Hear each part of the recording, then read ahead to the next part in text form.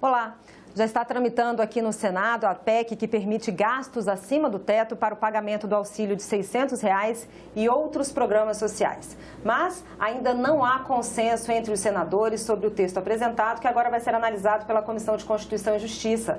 Sobre esse assunto, eu vou conversar agora com o líder do governo no Senado, senador Carlos Portinho. Senador, obrigada por estar aqui conosco. Prazer é sempre meu, sua grande audiência aí da TV Senado, cara.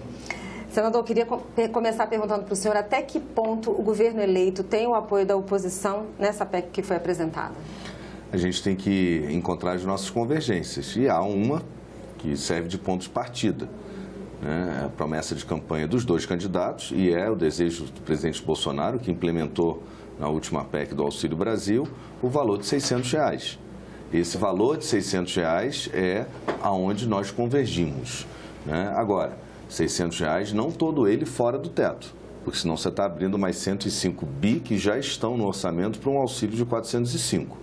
Então, o que a gente pode discutir, a princípio, são R$ 200 de complemento, o que significaria aí um extra-teto de 52 bi para fazer frente a esses R$ 200 para completar os R$ 600. Isso é nosso ponto de partida, nossa convergência. O senhor foi chamado para negociar? Está tendo uma conversa entre a oposição e o governo eleito? Acho que há uma condução muito atrapalhada, com todo respeito aos meus colegas, a respeito, porque o que não há hoje é tempo. Estamos entrando aí quase no recesso, mesmo que se estique um pouquinho, é mais uma semana. E quando você está numa mesa de negociação, é muito comum. Você joga lá em cima para tentar pescar alguma coisa do meio ali para baixo. Mas para isso você precisa de tempo. Você precisa estressar a negociação com tempo para poder chegar. E como eu não vejo muito espaço de tempo para essa discussão, eu tenho sido crítico e até alertando de forma construtiva o novo governo de que era necessário a gente primeiro conversar, aliás, como o Senado sempre faz. O Senado tem aqui, por rotina, levar as questões para o colégio de líderes e já sair de lá com as nossas convergências. E aí, o que não for a convergência, aí sim se discute. Na verdade, o que eu tentei alertando diversas vezes é que a gente conseguisse antecipar essa discussão no colégio de líderes antes de apresentar a PEC. E por essa razão, o tempo joga muito contra a aprovação dessa PEC. Se a gente partisse das convergências, a gente ganhava tempo e ganhava agilidade.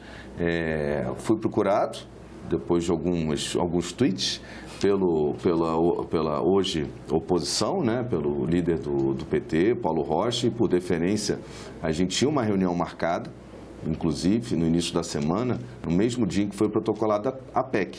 E aí me surpreendeu e eu suspendi a reunião, porque a gente vai tratar de um prato feito, vamos tratar então na CCJ, com toda a rotina da CCJ que é necessária. Penso assim.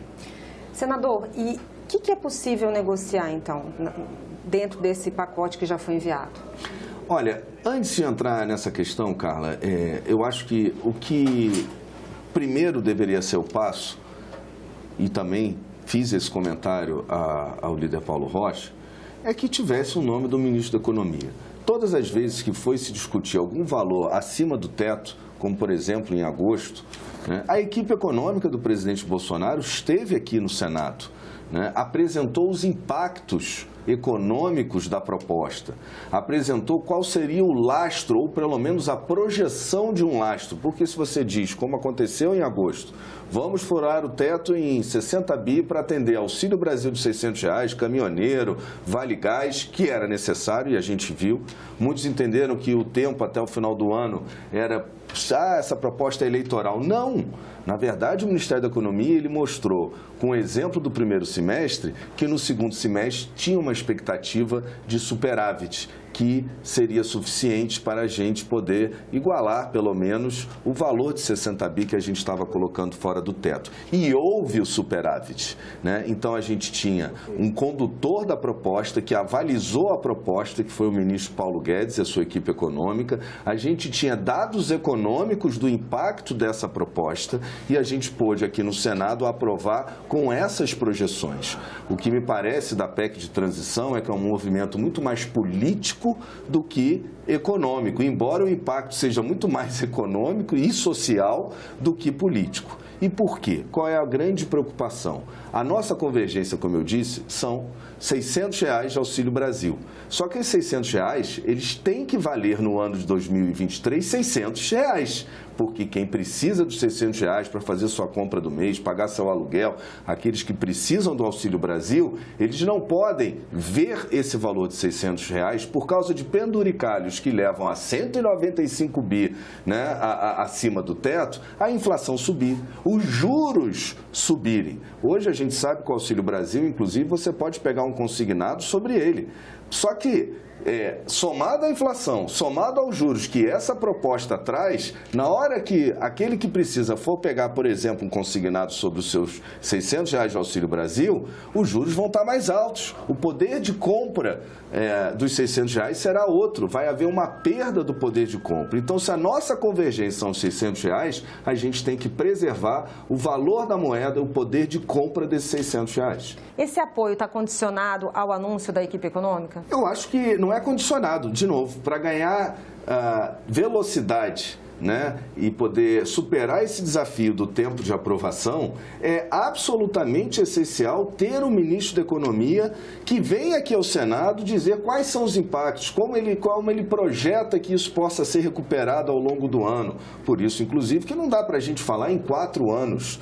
Né? Primeiro que nunca foi assim no último governo, o último governo negociou ano a ano, proposta a proposta, necessidade a necessidade com o Senado, né? E segundo que, nesse caso, a gente ganharia tempo, porque o que falta são dados econômicos, isso não é uma proposta política, não estamos mais em campanha, a gente não pode enganar aquele que vai receber R$600. Ele vai achar que os R$600 compra o que compra hoje e com a proposta apresentada, com os penduricalhos que eleva a 198 bilhões, e em 4 anos a gente está falando de 800 bilhões, quase R$1 trilhão fora do teto em 4 anos. Então a gente precisa ter dados econômicos, porque isso é dinheiro público, é dinheiro meu, seu, de quem nos assiste, e a gente tem que ter muito cuidado em preservar o valor de compra dos R$600. Há outros aspectos que foram apresentados, tá? Do senador Tasso, do senador Alessandro Vieira e também do senador José Serra. Essas propostas agradam mais, senador? Olha, primeiro mostra exatamente o erro na condução,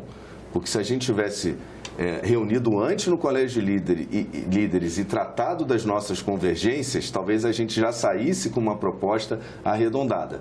Perdeu-se 30 dias, pode-se dizer assim, né, nessa discussão que ocorreu dentro da confraria ali de 2 ou 3 partidos, de 2 ou 3 líderes, né, e perdeu-se esse tempo.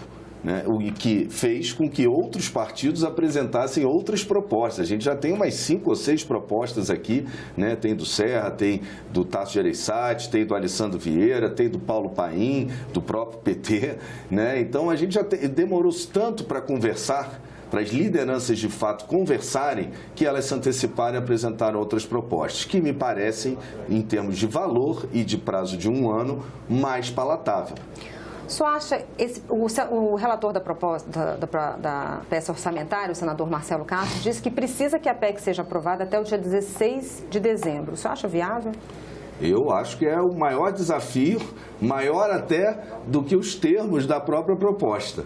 Porque se a gente pensar, já se perdeu essa semana, poderia ter sido marcada a reunião na CCJ, hoje, por exemplo, caiu a sessão plenária, né? Poderia se ter marcado a CCJ para iniciar essa discussão, perdeu-se mais essa semana. Então, a gente tem praticamente 2 semanas numa tramitação que passa pela CCJ e que me parece há necessidade, sim, de uma audiência pública, pelas razões que eu coloquei antes, né? Que há, e é normal, pedidos de vista, emendas que serão aos montes, porque a proposta não foi arredondada antes, para que ela chegue ao plenário e com algumas possibilidades ainda de ser retirado de pauta para maior debate, como inclusive ontem, numa outra PEC, aconteceu. Teve requerimento para tirar de pauta porque precisava discutir mais. E a gente tem muito pouco tempo para isso. E é interesse do atual governo, é meu interesse que a gente garanta os R$600, mas garanta R$600 com seu poder de compra no ano de 2023 de R$600.